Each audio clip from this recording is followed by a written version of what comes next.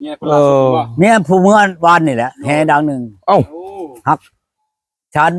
บ่ทันแล้วดอกบ่ทันใจลูกใช่หยังดอกชีชอกแห่ข่อยกับฉันน้ำหลังเราก็ได้ชีชอกในห้องข่อยนะก็ดี โอ้ได้เฮนะพ่อใหญ่เนาะ เราก็ข่อยว่าจังประเทศกันฉันแท้ข่อยว่า เออ โอ้ยเดี๋ยวแห่ไม่ยิงเราอะ ไม่มี ของเราเนี่ยสิขวางเมื่อเราบ่ได้เอาเมื่อดอกเราป้าไม่นั่นนี่ มีเฮผู้หญิงอีกเนาะพ่อใหญ่เนาะ แห่ไม่ยิงเราอะข่อยนี่สิขวางเราอะ โอ้ ฟังก็ยาแล้วข่อยก็บ่เว้าหลายดอก แล้วปลายมันหวานกัน ข่อยถามว่าสิเฮ็ดฉันแท้ ลูก ข่อย มันก็ทันได้ใส่จ้ะเนาะ อย่างนั้นก็6ชอกใครแน่ แม่น ข่อยสิชาร์จตื้มอีก2ชอกนั่นข่อยก็ยาแล้วข่อยก็ดี เฮ6ศอกเฮ5ศอก ได้ เนาะพ่อ ชี ใหญ่ ชอกเลยเด้แล้วนั่นชีชอกทั้งเผา โอ้น้อยๆเนาะพ่อใหญ่เนาะ มันควางออกมันก็สิช้ำกระโดงพัดนี่แหละตัวนั่นเนาะหลายอย่างแค่แค่16ช็อก เออ แต่แค่11ข่อยนั่นก็ยังบ่มันบ่นั่นยามันแหละ เฮ็ดจังเฮ12ศอกเนาะพ่อใหญ่เนาะดูตัวตำรวจ เงินนั้นเงินเช่า6ล้านได้แฮพื้นนึงเฮาก็ดี เออขึ้นเลยพ่อใหญ่ เป็นแฮที่มีราคาสูงหน่อยกัน คันสิไล่มาก็ถึงข่อยแปลงโทรศัพท์แล้วก็ชื่อเครื่องชื่อหยังมันก็หมอ30ล้านพุ่นแหละเสียผู้นี้นะ อ๋อตัว บ่น้อยๆได้ ชื่อรถตู้เลยเป็นคันเนาะพ่อใหญ่เนาะ ได้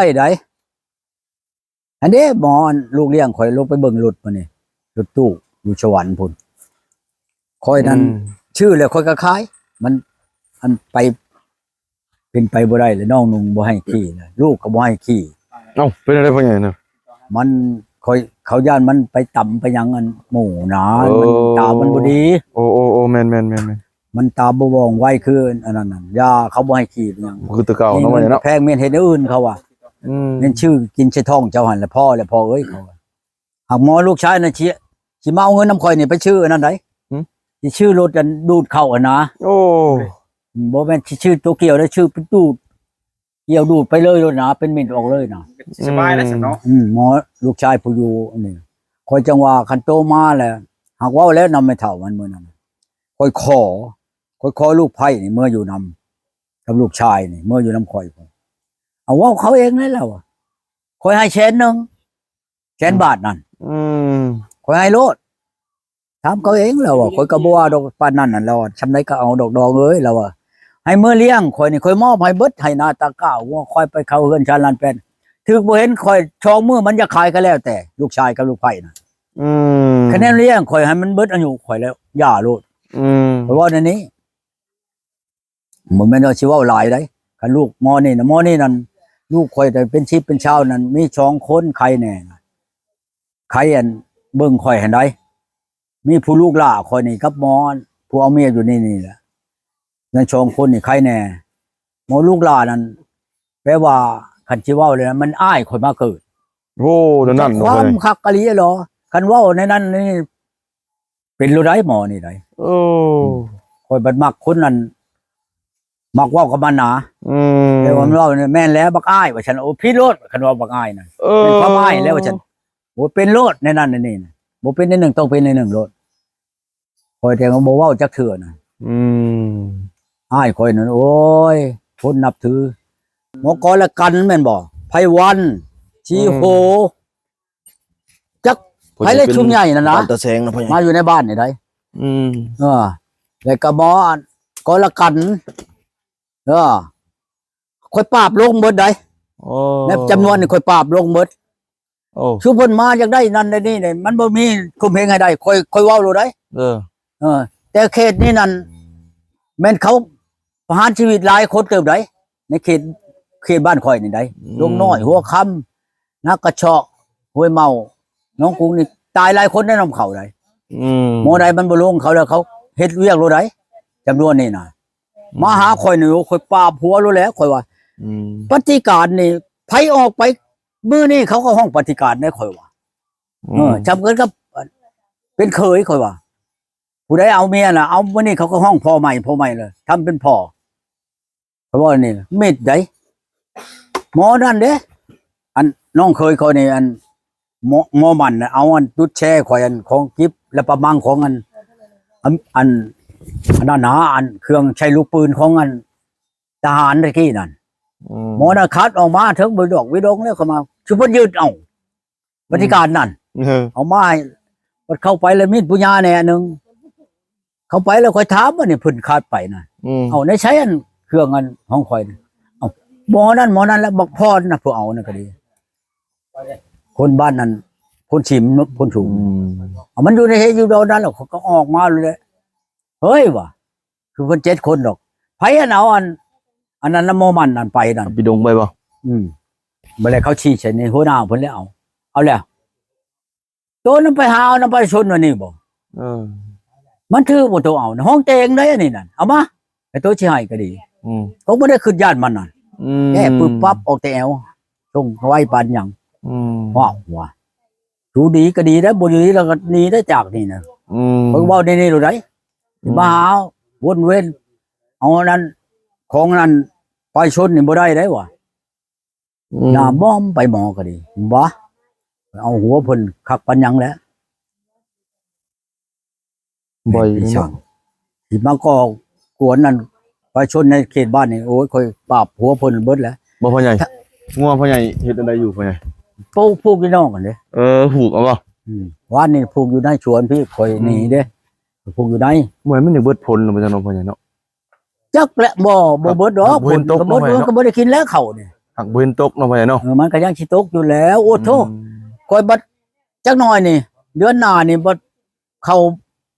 แปลว่ามันตั้งท้องตั้งหยังนี่นะบ่มันสิเฮ็ดกับเฮาหรือว่าบัดสิเกี่ยวพุ่น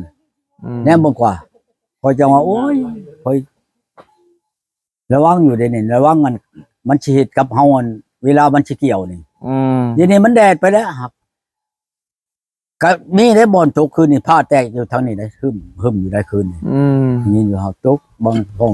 บ่อนกระตกแล้วบ่อนก็บ่ตกนี่แหละเป็นจังซี่ดอก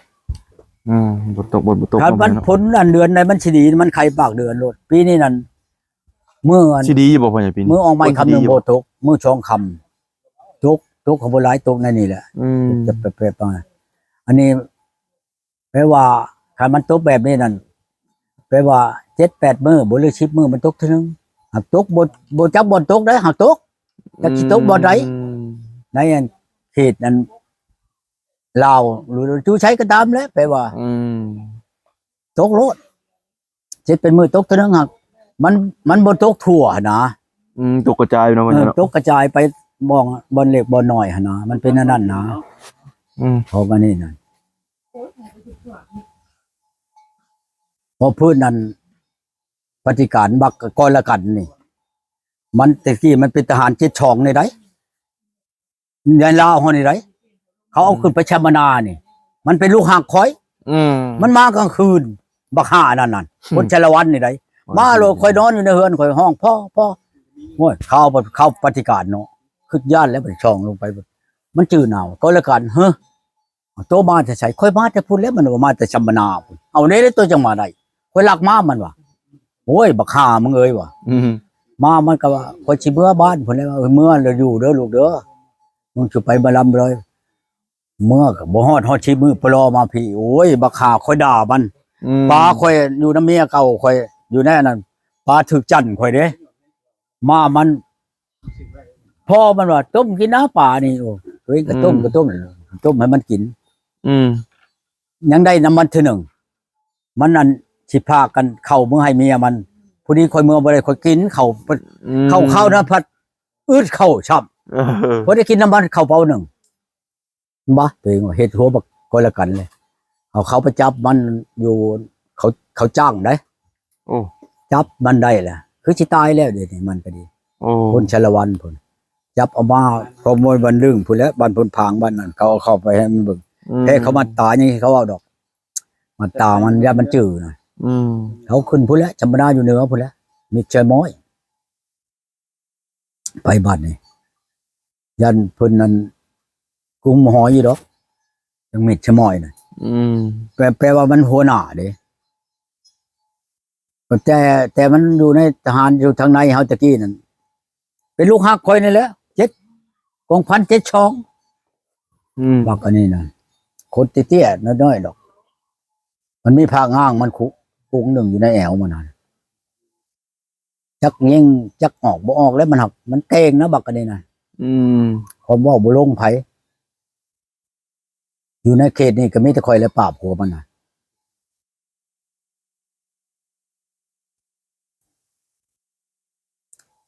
งานเพลงเนาะ